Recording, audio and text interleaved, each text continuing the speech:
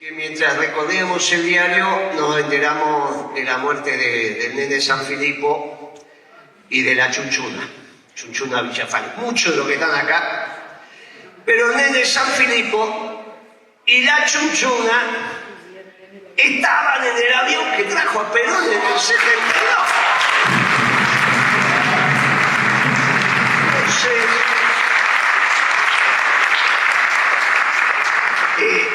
un día muy especial. El nene San Filipo después se pegó a Menem. La Chunchuna fue como estas dos, siempre, aparte de bonita, quilombera. En la reunión donde empezábamos a juntar, a armar la juventud peronista, muchachos, era brava. La Chunchuna, como todas nuestras minas, era muy brava y siguió siendo brava. La hija también. 3 maridos y todo lo que corresponde. La mía también tiene 3 maridos, yo soy el tercero. Un día, el Papa le dice a Cristina en ese encuentro donde ella va con el velo y todo así, que se cambian el mate y toda esa historia. Le dice, no, porque yo soy muy amigo del marido de Marta, del ex marido de Marta, que es mi mujer actual, que falleció. Y entonces sale de la reunión y toda como, dice, Moreno, dice, yo no sabía que el Papa era tan amigo del primer marido de Marta. Le digo, no, yo soy el tercero. Le digo, este fue del segundo. Dice, esa petiza, qué carrera que tiene. Las minas nuestras son bravas. Después de nosotros somos bravos también, pero estas son bravas. Chunchuna era de esa mina. La que mejor las describió fue Sabina, que dijo lengua larga, frente alta y pollera corta. Esa fue Chunchuna. Pero el general decía, el peronismo es como un avión. Tiene un cuerpo central y tiene 2 alas. En un ala estaba el nene, San Filipo, en otra ala estaba la Chunchuna, pero Perón decía, las alas son importantes del avión, no hay duda, pero lo importante es el cuerpo, porque en el cuerpo del avión tenemos la doctrina. Y cuando nosotros con algunos compañeros dijimos, hay que retomar, trabajamos mucho nosotros, en la década ganada fuimos bravos, yo fui el secretario de Comercio que más duró, pero no teníamos tiempo para hablar de la doctrina, de ir, de hacer. La verdad que se pagaron las consecuencias. El compañero que habló antes, que nos pasó, y tenía que ver con ese tema. Tenía que ver con que también hay que tener el momento de la reflexión. Empezamos a mencionar la doctrina. Algunos compañeros decían, bueno, hay que actualizar la doctrina. No, compañeros, se actualiza el plan de gobierno. La doctrina es una estructura de pensamiento que nos permite ir para el mismo objetivo. Una doctrina de guerra la tiene la Marina, el Ejército, en una empresa, en un sindicato. Los compañeros van para el mismo lugar. Obviamente, lo que van actualizando son las metodologías. Eso es el plan de gobierno. La doctrina es haber ordenado principios y valores de la creación, el amor, la solidaridad, la justicia, bla, bla, bla, para construir una sociedad en función del objetivo que nos proponemos, con los instrumentos que nos da el plan de gobierno, que tiene que ver con el estado del arte de la sociedad. La inteligencia artificial no estaba hace 20 años atrás, no estaba hace 5 años atrás, ahora estamos hablando.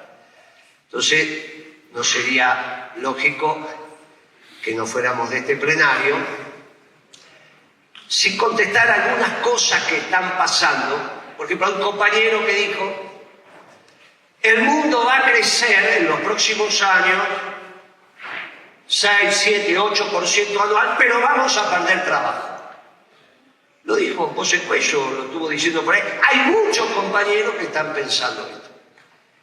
Bueno, sobre eso nos vamos a dedicar 5 minutos. Pero antes, y retomando que se nos fueron 2 compañeros que en el 70 fueron muy activos, que hicieron parte del avión cada uno con su ala, pero que entendamos que la síntesis la tenemos en la doctrina. Yo muchas veces veo a compañeros jóvenes ya llevamos 45, 50 años, de ahí para abajo, que están reproduciendo las peleas de sus padres, o mi pelea o la pelea del compañero.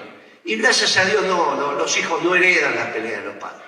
No sé, esas peleas fueron nuestras, con nuestro error y nuestra virtud. Yo fui a buscar ese avión, en el cual venían el nene y Chunchuna. Y la noche nos esperaba con artillería liviana, igual llegamos. Y después fui en el 73 y se armó un lío. Ese lío recién va a tener síntesis, cuando nos vayamos yendo los que no pudimos sintetizar eso. Por eso es extraordinario que esto esté lleno de pibes. Algunos van a querer escuchar esa historia, la van a sintetizar, dentro de 20 años la van a leer y van a reconocer que tanto el Bebe como la Chunchuna fueron dos grandes peronistas. A las 9 de la mañana nos enteramos de la muerte del indio, ya le dimos el homenaje que merecía, pero me parecía que también, aparte del indio que movilizó lo que movilizó, teníamos que recordar para los veteranos, sobre todo, al nene y a la Chunchuna. ¿Por qué a Chunchuna? Porque se lo merecían y porque hicieron parte de nuestros mayores que nos delegaron la bandera, de la misma manera que hoy le vamos a delegar la bandera a todos los pibes que son por lo menos el 60% de esta reunión. Yo esto les digo cortito. Cuando uno está en la gestión, existe la soledad del poder. Hay decisiones que se toman desde la profundidad de la doctrina o de la profundidad de las convicciones, como decía Kirchner, pero que uno no sabe si tiene razón. No sabe. A la noche cuando se acuesta dice, che, ¿habremos estado bien? Pensemos en el general Perón, en la revolución del 43, como decía la compañera, el 4 de junio. Pensemos en esa década del general que hoy se cumplieron el 4 de junio, 80 años de que arrancó un 4 de junio en homenaje a la revolución. Él pidió, ganó la elección en febrero y dijo, asumo en junio en homenaje a la revolución que habló nuestra compañera. ¿Cuántas decisiones habrá tomado diciendo, tengo razón? Se estaba peleando con los muchachos que habían ganado la Segunda Guerra Mundial. Los soviéticos y los norteamericanos, que le venían a explicar que eso de la tercera posición era una estupidez. Como siguieron repitiendo después de la fusiladora, porque no se olviden que el Partido Comunista no solo hizo parte de la Unión Democrática, también hizo parte de la Revolución Fusiladora. Con lo cual la historia oficial argentina también está influenciado por el Partido Comunista, que era que se enseñaba en las universidades. Cuidado con esto porque mucho de nuestra cabeza está formada en ese antagonismo de la Guerra Fría. Y la política fue evolucionando, obviamente evolucionando fue el mundo, y a veces los pensamientos nuestros también se tienen que adecuar. Cuidado porque esta influencia de lo que ahora se llama el progresismo viene de antes. Y la historia que escuchamos y que leemos tiene mucho que ver con la Guerra Fría. Y Perón le decía que los dos estaban equivocados, no decía uno está equivocado. Decía, está equivocada la explotación del hombre por el hombre, del capitalismo salvaje, pero está equivocada la explotación del hombre por el Estado. Cuando era la dicotomía posible donde uno se tenía que alinear. No había posibilidad de no entender el mundo sin esa confrontación. La tercera posición era una posición geopolítica, como se entendía en aquel momento. Pero era mucho más profunda en términos doctrinarios, de una explotación y la otra. Pero no era ese el debate, si no nos mentimos. Por eso el progresismo tuvo la posibilidad de irrumpir, terminada la Guerra Fría, cuando llegó la globalización, el pensamiento único, el fin de la historia. Felipe González viniendo del Partido Socialista Obrero Español, le venía a explicar a Menem lo que había que hacer, que fue lo que finalmente hizo Menem. Porque Felipe González, Latache y Reagan hicieron el consenso de Washington, que fue la doctrina fundante de la globalización, que duró hasta la caída del muro de Berlín. Pero la caída, que duró hasta ahora, que termina la globalización con los nuevos gobiernos que están irrumpiendo en el siglo XXI. El muro de Berlín termina de la Guerra Fría. La globalización de la globalización es la irrupción de nuevos antecedentes en términos económicos que hacen mucho de lo que hicimos nosotros en la década ganada sin saber si teníamos razón. Esto que el compañero reconoce no era lo que estaba haciendo el mundo. Cuando dice, che, pero ustedes defendieron el trabajo, y dice, éramos la mosca blanca. Los que eran amigos nuestros, en la intimidad nos decían que estábamos equivocados. Se llame Lula, se llame Mujica, se llame Evo Morales, que hicimos mucho para que estuviera en el gobierno, pero después no nos compraban los caños que salen de la materia prima de acá nomás. Cuando iba Beatriz Paglieri a venderle los caños con costura o sin costura, Evo Morales nos decía, no, pare muchachos, que tengo que comprar por una ley que votó el pueblo boliviano a través de su Congreso, los caños más baratos que hay en el mundo. Y los caños más baratos que hay en el mundo son los caños subsidiados de los chinos. ¡Ah! ¡Qué divertido! Y así se venía Beatriz Paglieri, que era nuestra secretaria de Comercio Exterior, con la cola entre las patas diciendo, no, Evo no nos compró. Y acá los muchachos empezaron a estar parados, incluso nuestro gobierno, muchachos, le dimos gas, hicimos lo que pudimos, pero obviamente contra los subsidios es muy difícil competir. Bueno, ahora el Fondo Monetario Internacional dice que los chinos gastan entre 600 y 700 mil millones de dólares por año en subsidios. Miren, es muy difícil competir así.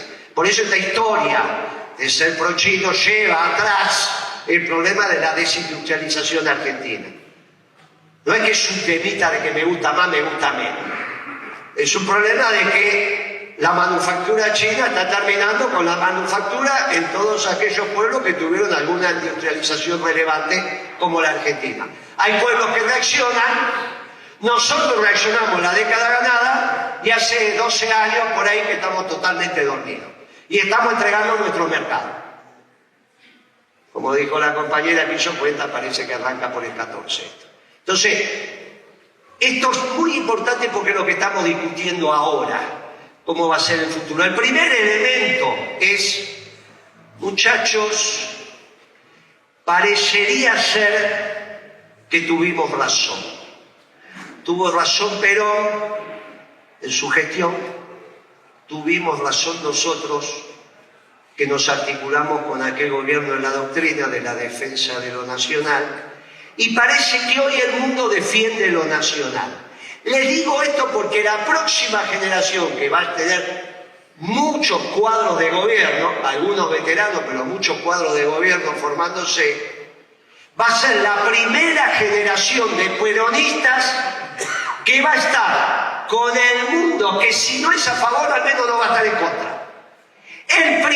Los primeros funcionarios que van a salir al mundo a explicar que ese mundo es el mundo que siempre estuvo esperando el peronismo. No le pasó a Perón, no nos pasó a nosotros. Felicidades para los muchachos a los cuales les vamos a delegar la bandera, que no van a tener que explicar qué es el peronismo. Simplemente diciendo, ¿lo conocieron al Papa Francisco? ¿Vieron lo que escribe el Papa León? Sí, bueno, ese es el peronismo. Y esto no nos pasó nunca. Por lo tanto, el próximo gobierno peronista arranca desde un lugar que nunca arrancaba.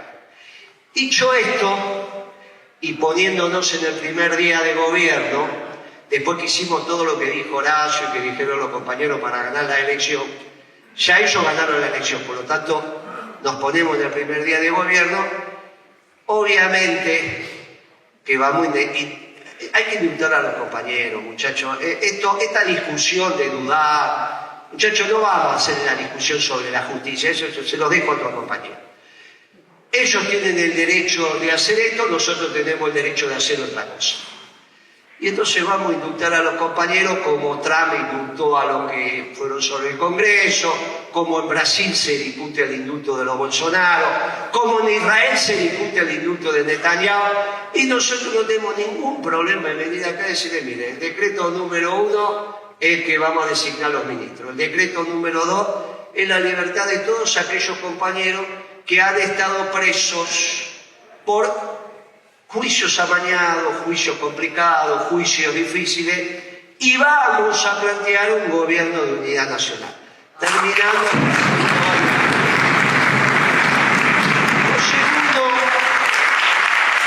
Lo segundo es, el peronismo nunca, yo entiendo a algunos jóvenes que a veces... Mire, había un muchacho radical que se llamaba Carranza, que participó en el bombardeo de Plaza de Mayo.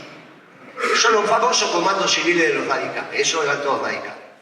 Tiene una estación, los que andan por Capital, Santa Fe y Dorrego, una estación de subte, una estación de tren. Tuvimos 12 años en el gobierno y se siguió llamando Carranza. Nunca fuimos a cambiarle el nombre. No somos eso. No le cambiamos los nombres a las cosas. La mayoría de las autopistas, claro, son todos radicales, no se los cambiamos. Entendemos cómo es. Ellos vienen y cambian, no somos como ellos. Digo porque algunos dicen, che, ahora cuando volvamos al gobierno, no vamos a hacer eso. Algunos somos de misa semanal, otros irán a los templos, otros... Somos hombres y mujeres de la trascendencia. Y nos guía el amor. Nunca nos va a guiar la revancha.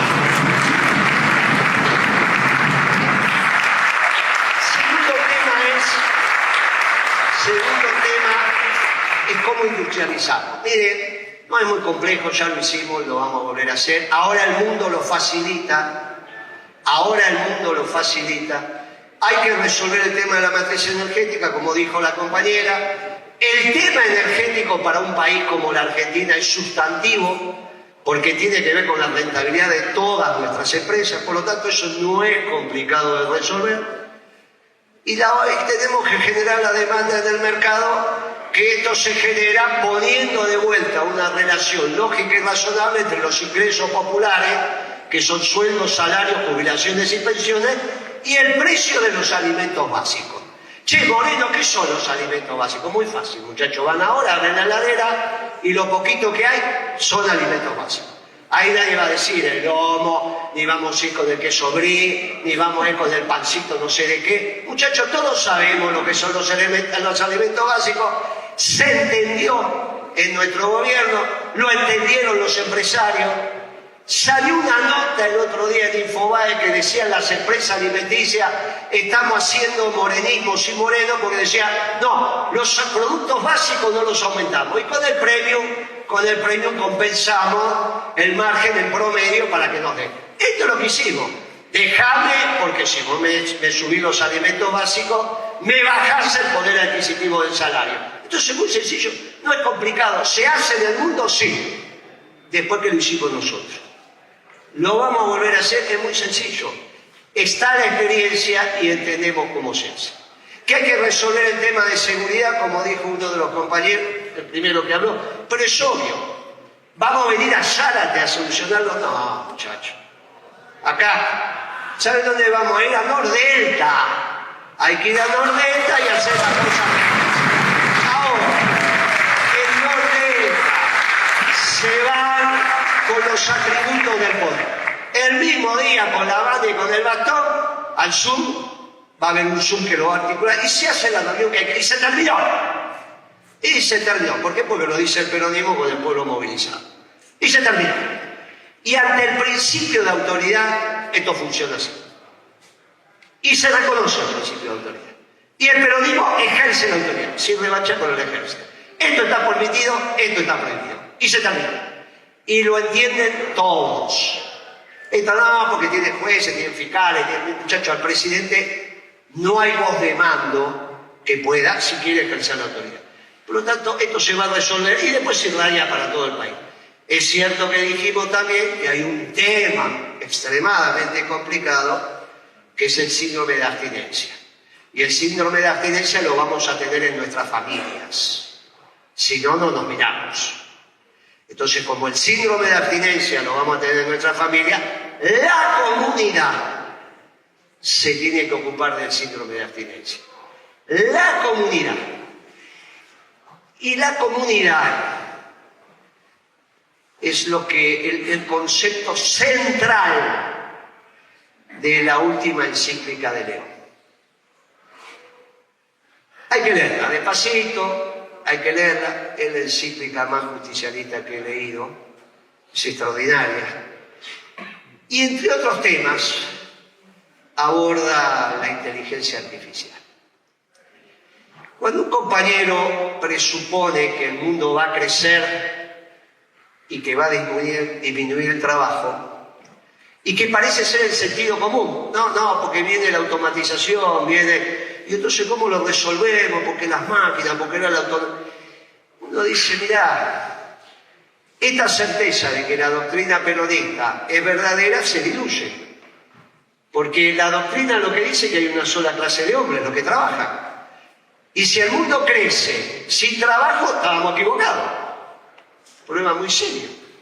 Antes de hacer la declaración, habría que haber juntado un núcleo de pensantes del peronismo que siempre dice, che, nos equivocamos en la doctrina. ¿Cómo que el mundo va a crecer sin trabajo? Eso lo pueden decir los europeos, lo pueden decir otras categorías de análisis. Pero que nosotros que decimos que hay una sola clase de hombres, ¿cómo funciona? Porque si no tenían razón los capitalistas. Perón se equivocó cuando dijo que la explotación del hombre por el hombre, que era el capitalismo salvaje, no era la verdad, se equivocó. Si el mundo crece, hay más bienes y servicios para todos y cada vez menos trabajo, entonces estábamos equivocados. No se pueden hacer declaraciones sin dudar. El problema es que tampoco dudamos muchas veces de lo que pensamos. Hay que empezar a dudar, muchachos. Hay que empezar a pensar si tenemos certeza o no tenemos certeza. Miren, hay un ejemplo. Nosotros dijimos, después de escuchar esas declaraciones, hicimos una presentación en la Feria del Libro, que había un libro, mi biografía, bueno, algunos compañeros decidieron hacerla. Y dijimos, miren, cuidado con esto, porque vulnera la doctrina. Y ahora que pensamos que tenemos razón, la doctrina debe dar la razón. Y encontramos una vuelta desde la doctrina sobre la propiedad de la tecnología. Nunca hablamos de tecnología, la tecnología disponible, que es la que se enseña en la universidad. La tecnología está dada, vaya a saber por quién. Alguien hace la tecnología y nosotros la agarramos, como si fuera el aire. Nosotros hablamos de la tecnología disponible, necesaria, la tecnología conveniente. Venimos hablando de esto desde la década del 60. Yo en la década del 60 tenía 5 años, pero me hago cargo de lo que dijeron nuestros mayores. ¿Por qué no se incorpora esto? Bueno, porque no se estudia en la universidad. ¿Por qué no se estudia en la universidad el concepto del peronismo de tecnología conveniente? Porque no hace parte del concepto académico que definieron los europeos. Mucho de eso nos pasa a los americanos. Si el pensamiento no está asociado al europeo, no es académico. Y ahí tenemos un problema con la formación. Porque en realidad en la universidad se enseñan otras cosas. De hecho, en la universidad que fundamos nosotros nos enseñan la economía que hicimos. Se sigue enseñando la economía y no tiene nada que ver con lo que hicimos en la década ganada. Una estupidez. Nosotros lo hicimos las universidades y no enseñamos lo que hicimos. Que aparte demostró ser exitoso. Bueno, estas cosas que hay que reformar. Cuando nosotros decimos la tecnología conveniente, no es la tecnología dada, decimos, bueno, vamos a ver cómo la incorporamos, vamos a ver cómo la hacemos, vamos a ver quién es el dueño de esa tecnología.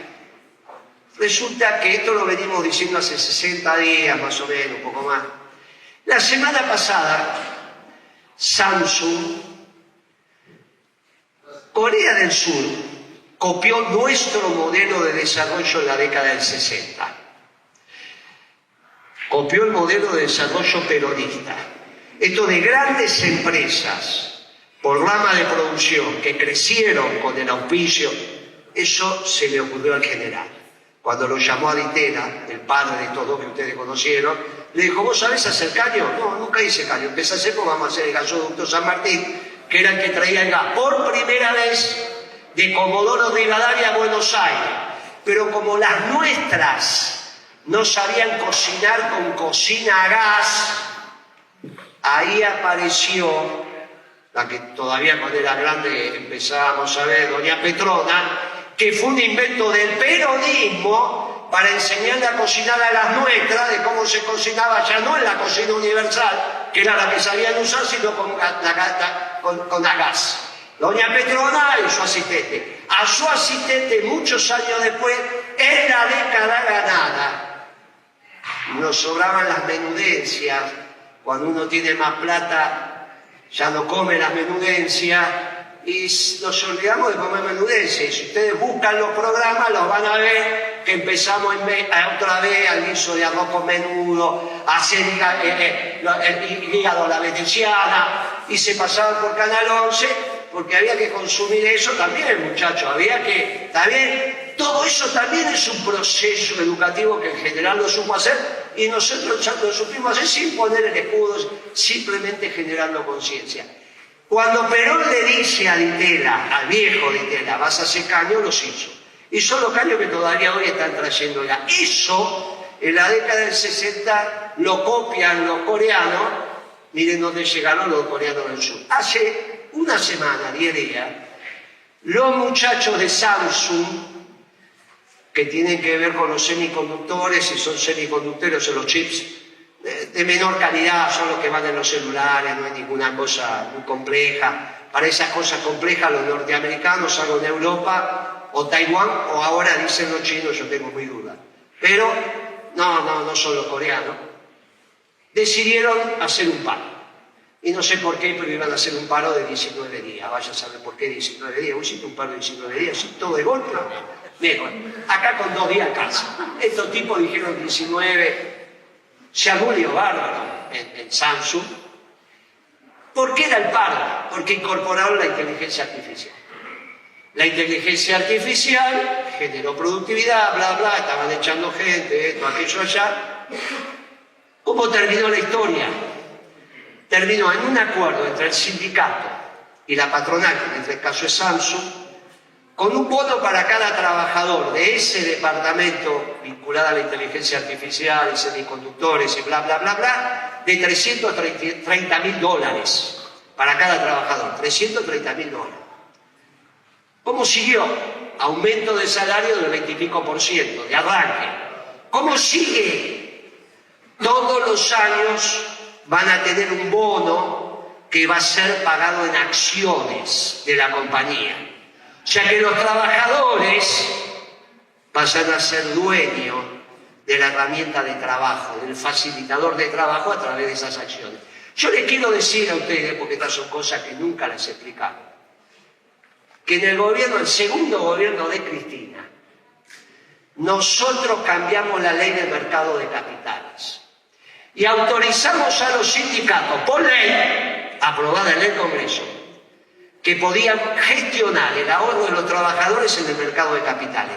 Lo que ahora van a hacer el sindicato de Samsung, sino ¿quién va a gestionar las acciones de los trabajadores cuando se lo den todos los años? El sindicato. Nosotros nos adelantamos varias décadas a eso. El peronismo siempre está. Lo que pasa es que no lo contamos.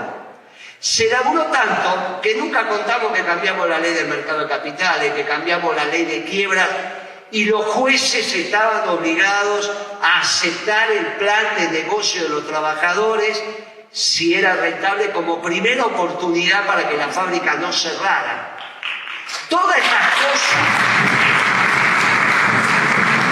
las hizo el gobierno peronista, pero no le dimos, no teníamos tiempo de hacer esta difusión. Por eso es interesante estos plenarios y cómo vamos a seguir.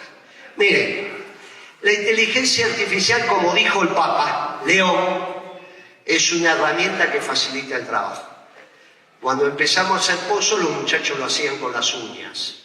Después agarraron alguna piedra, después agarraron algo que se parecía a una pala.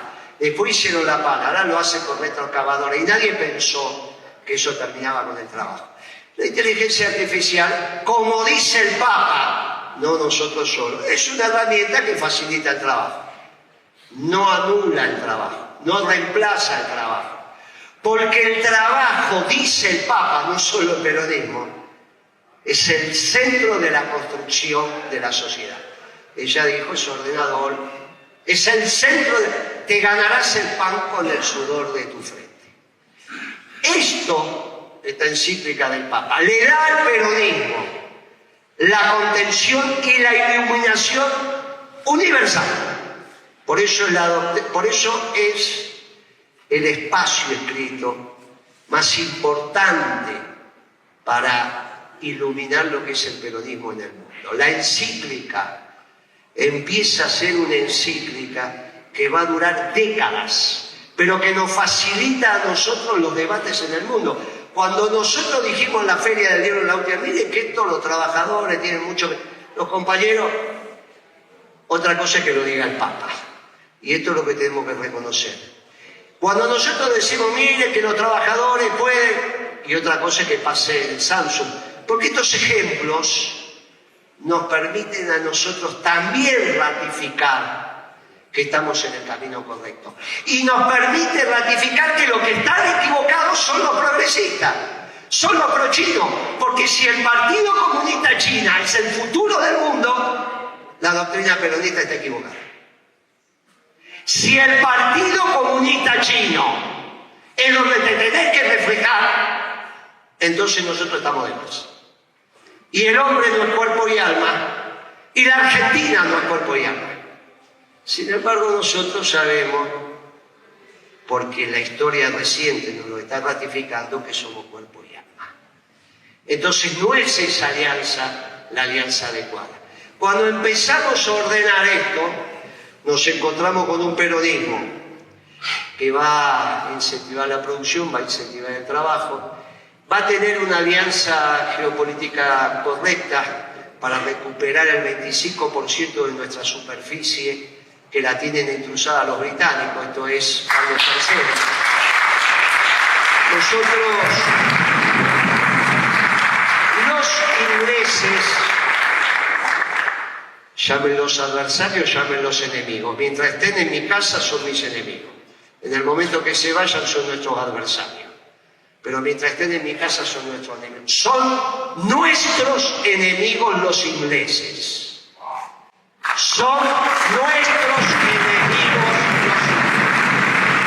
Por lo tanto, hay que hacer todas las alianzas que sean necesarias para que se vayan de Malvinas. Y no tenemos que estar influenciados por la Guerra Fría. Que hoy se sepa que Canadá es una monarquía es porque lo empezamos a hablar hace algunas semanas. Si no, decían, no, pero mirá los canadienses, mirá los australianos, mirá los neozelandeses. Toda monarquía donde el representante del Estado, de esos estados, es Carlos III. Por eso fue a abrir las sesiones del Congreso canadiense hace un par de meses atrás. Estamos en presencia de monarquías, sistemas parlamentarios monárquicos europeos en América. Se tienen que ir. Y tiene que ser América para los que vivimos en América. Si es América para los que vivimos en América, se tendrá que ir Carlos III también de Malvinas. Y ahí es nuestra presencia clarita en términos geopolíticos.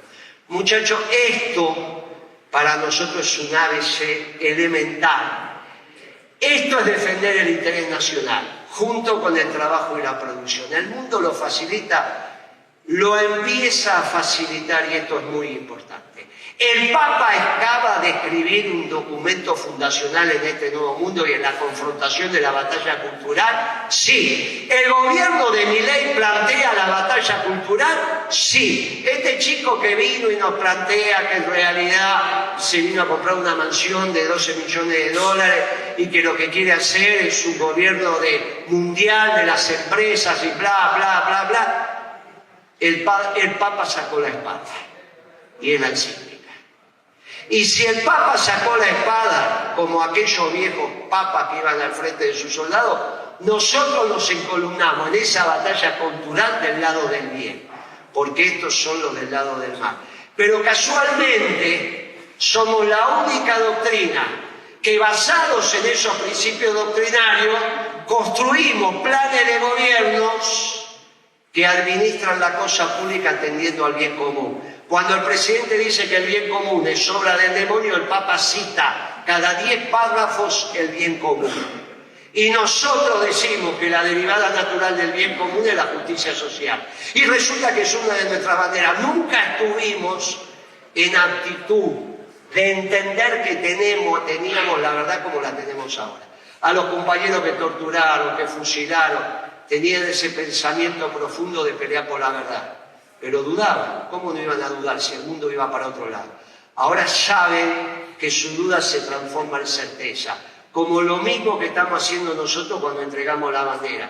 Estamos entregando las banderas que son verdad.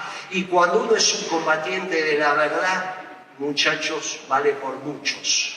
Y esta es la diferencia entre los mercenarios y el guerrero. El guerrero sabe por qué pelea. El mercenario pelea por plata. El peronismo está lleno de guerreras y